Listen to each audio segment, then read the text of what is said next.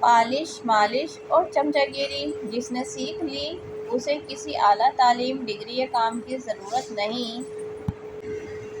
ان کے دل ہمیشہ روشن رہتے ہیں جن کی زبانیں اللہ پاک کے ذکر سے تر رہتی ہیں۔ اچھوں کو برا ثابت کرنا دنیا کی پرانی عادت ہے۔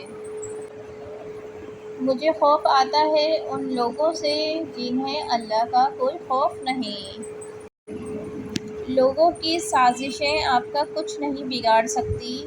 قرآن کہتا ہے تمہارا رب بہترین چال چلنے والا ہے۔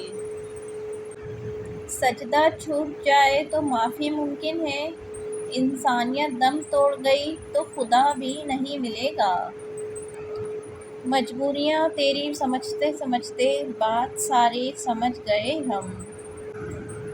جب تک خود پر نہ گزرے احساس اور جذبات مذاق لگتے ہیں۔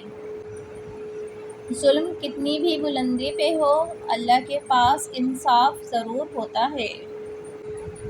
یہ زندگی ایک تماشا ہے اور یہ دنیا تماشائی، انہیں خوش کرنے لگو گے تو تماشائی بن کر رہ جاؤ گے۔ جب آپ زبان کے ہی کڑوے ہیں تو آپ کے دل کا اگلا بندہ اچار ڈالے گا۔ اگر تم نماز نہیں پڑھتے تو تمہارا اللہ سے شکوہ کرنا بھی نہیں بنتا۔ یا رب وہ صبر عطا کر دے جس کے بعد کبھی حوصلہ نہ ٹوٹے۔